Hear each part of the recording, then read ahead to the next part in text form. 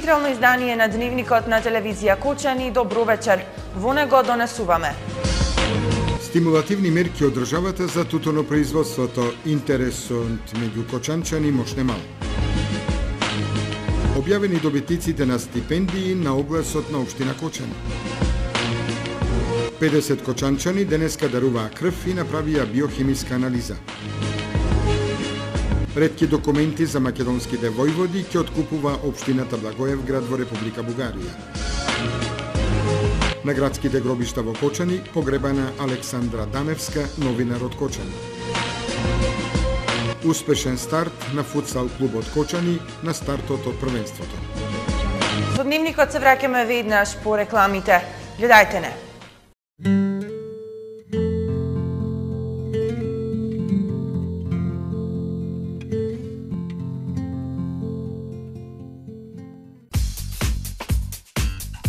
Голема продажна акција на Тигар Метал. Поценкуван лим 2 на метар 289 денари, 3 на метар 429 денари. Пластифициран лим во сите бои и димензии по ваша мера по екстра цени. Сите видови елементи за ковани огради.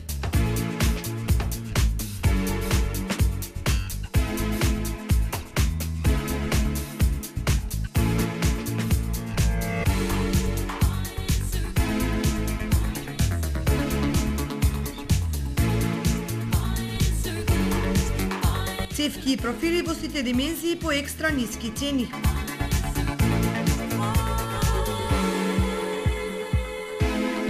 Шрафовска роба.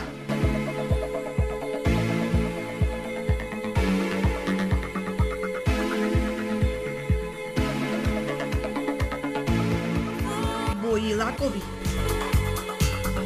Бесплатен превоз до вашиот дом. Тигар Метал Кочани во близина на автобуската станица. Сончеви колектори Термосол Кочани. 20-годишното искуство и стручност на инженер Никола Соколов, вградени во сончеви колектори, ви гарантираат сигурна заштита и благодет во домот. Зошто да плаќате скапа струја? Вградете Термосол систем за загревање на водата од сонцето и уживајте преку целата година. Сончевите колектори се најисплатливата инвестиција на секое семејство, а Термосол е единствената фирма која ви дава техничко упатство и гарантен лист. Обезбедува резервни делови за 10 години. Не чекајте, вградете колектор за да ја почувствувате енергијата на сонцето.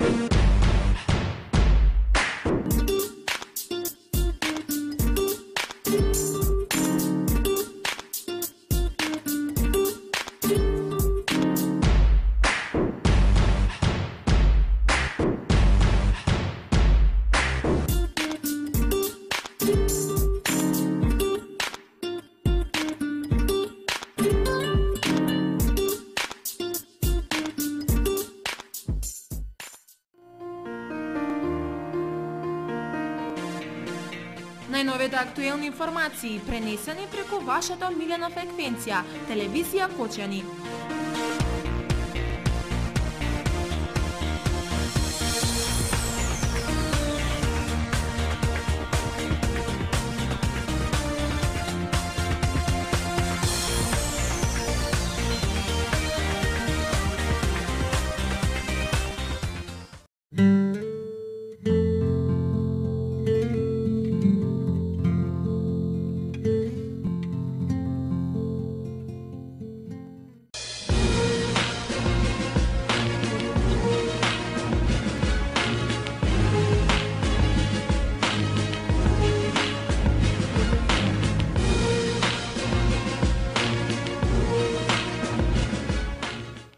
Стимулативните мерки од државата го потикнуваат тутунопроизводството.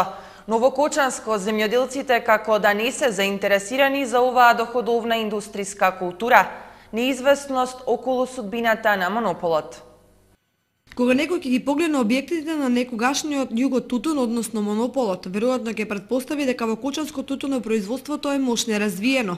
Фактичката состојба е поинаква, бидејќи ако во Македонија од тутунот живеат над 200.000 жители, во градот на Оризот тутунарите на прсти можат да се избројат.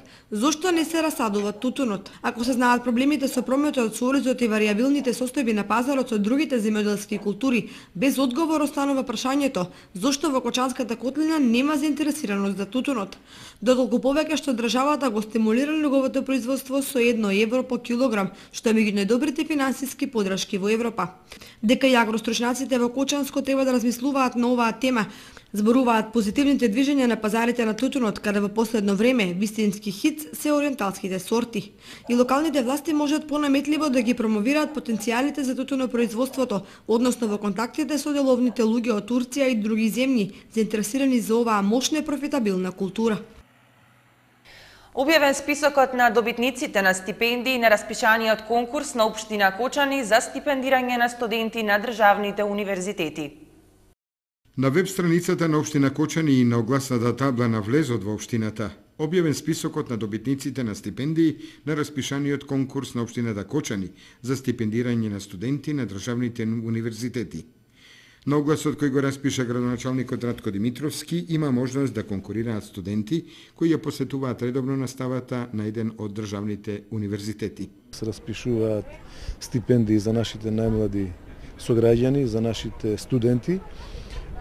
Почнавме со помал број, оваа година распишуваме 25 стипендии само за студенти, од кои што една е наменета за студент од ромската популација и во конкурсот се дадени условите кои што треба да ги исполнуваат нашите сограѓани за да учествуваат на тој конкурс.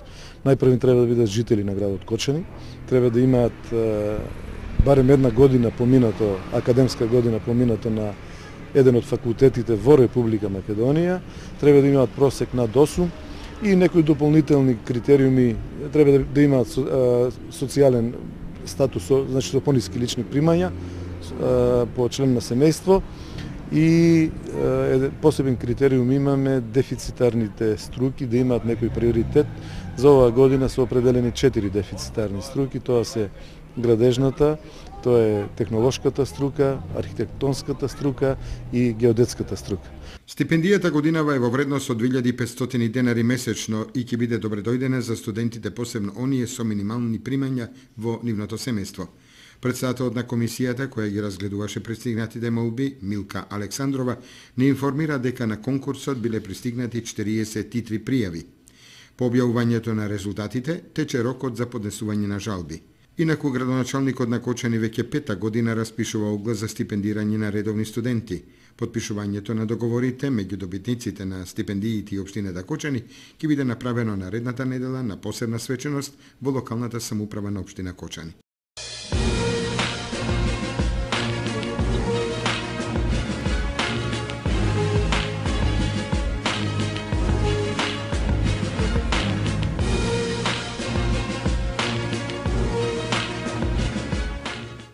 Стара слика, пазарот полн. Трговците без профит со празни джебови се вратија назад.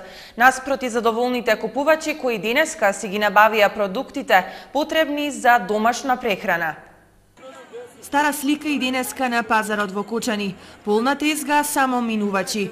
Никој не го одврза кесето да им направи промет на трговците кои од утрината чекаат да земат некој денар за да обезбедат основна екзистенција. Продавачите се жалат на направениот промет за денеска, но причината ја гледаат во неодамна одржаниот панаѓур кој ги потроши кочанчани за неколку илјади денари и им ги зеде муштериите од тезгите. Што денеска? Денеска пазар слаб. Панаѓуро имаше и сите се зема за панаѓуро. Денеска ништо. Промет катастрофа денеска. Ништо. Се ефтино, ама џабе народ нема, не гледаш, народо пари нема.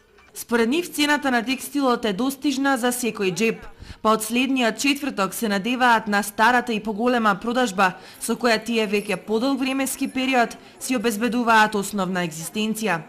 На слично диреđe се и продавачите на градинарските и земјоделските култури, но тие велат дека прометот направен на последните два пазари ги задоволува нивните очекувања. Во овој период на годината најмногу се трошат празот, пиперката, компирот и зелката. Во однос на другите култури, прометот е значително опаднат, но тоа секако е очекувана ситуација, поради актуелноста на самите производи. И тие, како и текстилците, се надеваат на подобри времења и пораст на цените. Зелка 10 динара, 8 динара, тоа е. Никој не купува, тоа е се под тоа. Овај ден е најслаб пазар. Но секогаш е слаб, ама овај ден утипувачка. Ништо не продава. Не сум се мала ни 300 динара. Додека произведувачите континуирано се жалат, купувачите се задоволни од денешниот пазар и со песна се веселат на животот. Парчето си го помина многу убаво. Не е скапа. Солидно. Солидно, нормално.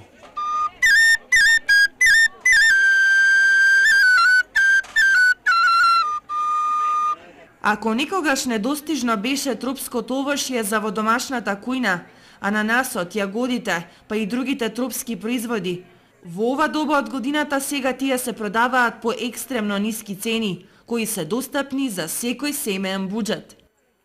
50 кочанчани денеска во Црвениот крст во Кочани даруваа крв и преку биохемиска анализа си го проверија своето здравје. Денеска во Црвениот крст се спроведе нова крводарителска акција која повторно ги оправда очекувањата на лекарите. Околу 50 кочанчани даруваа крв и со тоа уште еднаш направија хуман гест во граѓанството. Лекарите кои ја воде акцијата изнесоа позитивен став за доброволното дарување на граѓаните и бројката на излезеност за донирање на оваа скапоцена течност. До 13 часот веќе беа собрани 20 единици крв. Имаме задоволителен број крводарители, околу 30, до крајот на работното време, до 15 часот, очекуваме уште толку. Иако оваа акција е една од поуспешните, денеска имало и многу граѓани кои поради несоодветни параметри не можеле да даруваат од скапоцената течност. Постојат одредени правила кои одредуваат кој може да се јави како донатор. Крводарители може да бидат од 18 до 65 годишна возраст. Меѓутоа има и други критериуми што мора да ги поминат за да даруваат крв, првенствено во добра општа здравствена состојба. Со оваа успешна акција и задоволителна бројка на собрани единици на крв, Кочани влегува во кругот на најхумани општини во државата.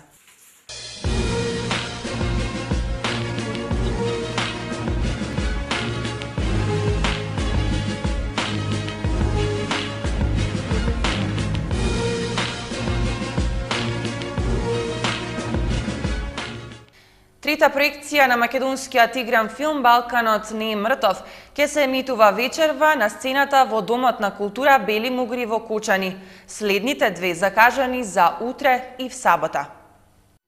Вечерва во Домот на култура Бели Мугри ќе се одржи третата поред проекција на македонскиот игран филм "Балканот не е мртов" со почеток во 20 часот. Последните две се предвидени за утре и в сабота. За само 80 денари кочанчани ќе можат да уживаат 99 минути во филмот изработен под режисерската палка на Александар Поповски. Сценариото за "Балканот не е мртов" го напишаат Дејан Дуковски, Александар Поповик и Ана Ласик, а главните улоги ги толкуваат Никола Ристановски, Драгана Костадиновска, Јордан Симонов, Никола Ацески и како специјален гостин се појавува Раде Шербеџија. За снимањето на филмот се потрошени 850.000 евра.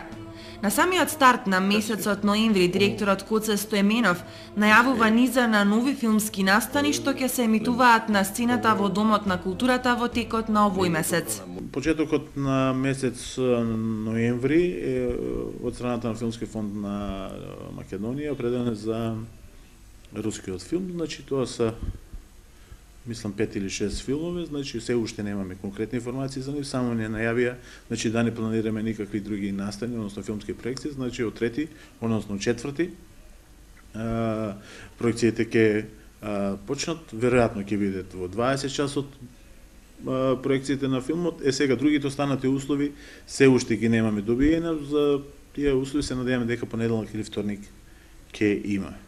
Инаку во Текот ние подготвуваме две театарски представи, едната е за возрастни и едната е за деца. Значи она за возрастни очекуваме да премиерата да биде некаде средината на ноември, а за децата некаде почетокот на месец декември. Со емитувањето на Собата со пијано, Балканот не е мртов и сите други анимирани детски филмови кои ги видовме изминативе неколку месеци на сцената во Домот за култура, се подигнува свеста за уживање во филмската култура на кочанчани, а со тоа и градот не изостанува од сите актуелни филмски случувања општо во државата.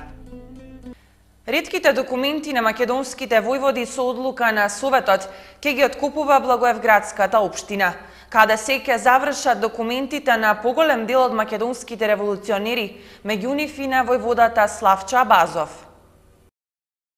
Регионалниот управител на Благоевград Муса Палев потврдил дека Советот на општина Благоевград донел одлука со која за 50.000 или 25.000 лева ќе се откупува ретка архива со писма, дневници, фотографии кои припаѓале на Тодор Александров, Јане Сандански, Васил Чакаларов, Ванчо Михајлов, Славчо Абазов, Димитар Думбалов и други револуционери од македонското национално движење кои се наоѓаат во приватна собственост. Приврзаниците на нерегистрираната организација Омо Илинден Пирин протестираа против одлуката архивите да бидат откупени од бугарската држава. Меѓу имињата се споменува и војводата Славчо Абазов, чија документација се наоѓа кај синот на Абазов, Славчов Абазов во Софија. Неговиот внук Славчо Абазов од Кочани за ова вели. Тие документи добар дел беа кај чичото во Софија, Бугарија, он како најмал син на војводата Славчо Абазов, успел да зачува многу убави документи јаки и со директорот на архивот на Република Македонија воспоставивме контакт со него и добар дел од тие документи, а има уште нешто, таму со меѓу неговите мртви браќа таму да се проверат со још ќе се пронајдат. Добар дел се веќе депонирани, дадени во музеот, дадени на архивот на Република Македонија, а од таму веќе има една добра постановка во музеот на револуционарната борба на Македонија, се веќе поставени у самиот музеј се поставени веќе. Имаше добар дел кај мене, лично кај мене, од татко ми оставштина. И добар дел, комбинација од тие од Софија и од мене, има добар дел завршија. Имам и фотокопии, још имам и кај мен дадени во архивот на Република Македонија и викам добар дел се веќе поставени во музеот на револуционарната борба на македонскиот народ. Тоа е веќе за пофалување што он, иако е роден у Софија, тие документи, он ги со задоволство подари на Република Македонија, на архивот на Република Македонија, иако е можел да ги подари, сметајќи дека тоа се документи за историјата на Македонија и ги со широко срце ги подари на музеот на Македонија. Иницијативата на бугарските власти од Благоевград е во насока да се одземат ретките документи, писма, фотографии, дневници и преписки кои се драгоцени за македонската национална историја и кои последниве неколку години грижливо ги собира архивот на Македонија, сместувајќи ги во музеот на македонската национална борба. На градските гробишта во Кочани погребани посмртните останки на новинарот Александра Дамевска, која по кратко боледување почина на 40 годишна возраст. Со редок талент, дарба да напише текст, да посочи некоја позитивна работа на државната или локалната власт, но и да критикува кога за тоа е потребно. Таква беше Александра Дамевска, новинар од Кочани, која по кратко боледување не е меѓу нас.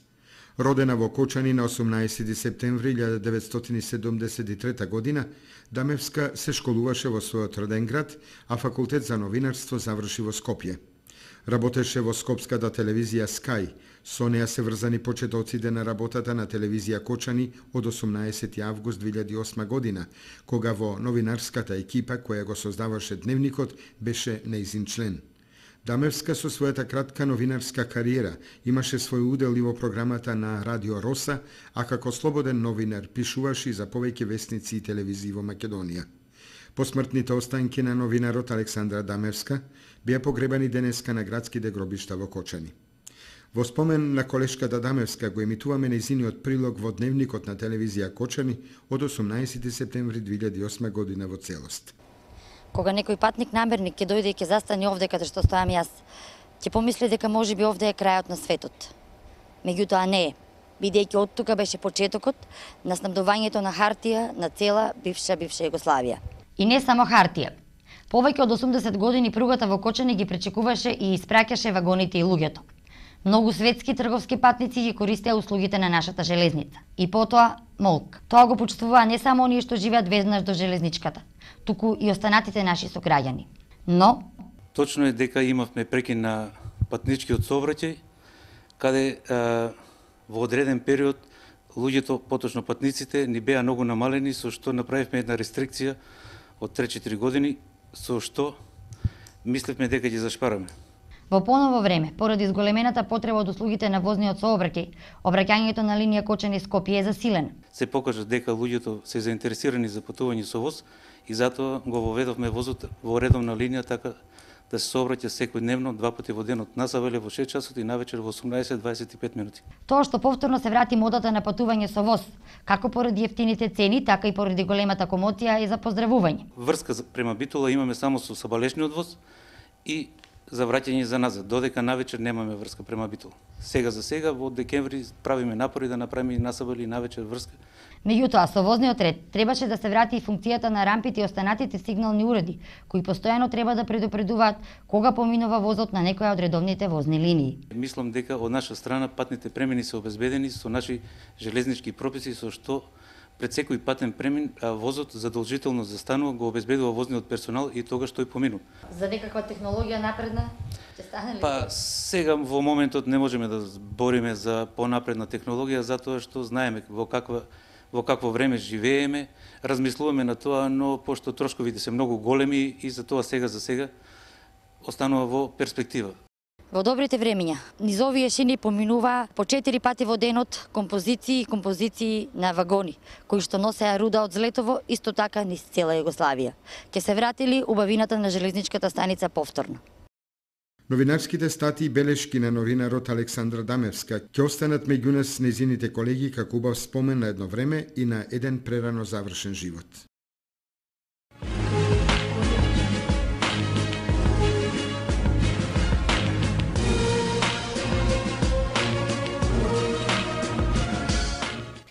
Задоволство во футсал клубот Кочани по успешниот старт во првенството и амбициозни планови за воиднина, најавува првиот човек Владко Димитровски. Ако денот по утрото се познава, тогаш на футсалот во Кочани може да му се предвиди успешна иднина. Прва убедлива победа во првиот првенствен надпревар во втората футсал лига на Македонија, кој воопшто е одигран во градот на Оризот. Затоа задоволството е поголемо, а оптимизмот нагласен. Не можем да го скрием задоволството од постигнатиот резултат, бидејќи тоа што го очекував, тоа и се оствари. Значи, го добивме првиот надпревар, а тоа на нас како екипа ни беше многу важно за да внесе позитивен, како да кажем, оптимизам во екипата, за да ни даде елан и енергија за другите надпревари. Добивме некои сознанија од екипата кај што сега гостуваме во второто коло, еден од претендентите за освојување на првото место во нашата лига. Да се надополнам претходното, многу ни беше битно да овој првиот надпревар го добиеме. Затоа и реков дека сум задоволен од она што го реализирав. Каква е атмосферата во екипата? Па, атмосферата во екипата е одлична, сите сме задоволни, сите сме позитивно настроени према обврските кои што ги имаме. Веќе во недела екипата ќе биде на голем испит на своето прво гостување. Се надеваме на тоа. Ние се бориме, ние се трудиме да покажеме резултати, а со тие резултати да ја придобиеме публиката. Не смееме да бидеме преамбициозни, бидејќи реално футсалот не ни е познат на сите. Сите учиме од ден за ден, од надпревар за надпревар, од надпревар во надпревар, така да мислам дека е неблагодарно да се очекува некои голем успех. Публиката за која и се игра фудбалот секогаш ќе биде шестиот играч на Соголот, а динамиката, неизвестноста и големите резултатски пресврти се гаранција дека салата во основното училиште Никола Карев ќе биде претесна да ги прими сите навивачи.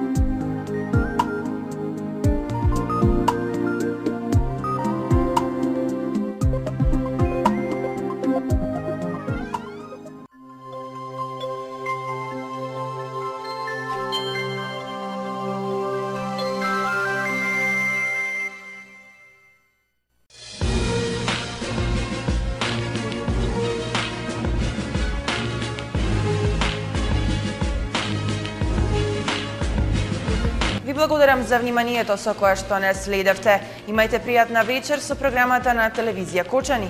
Довидување.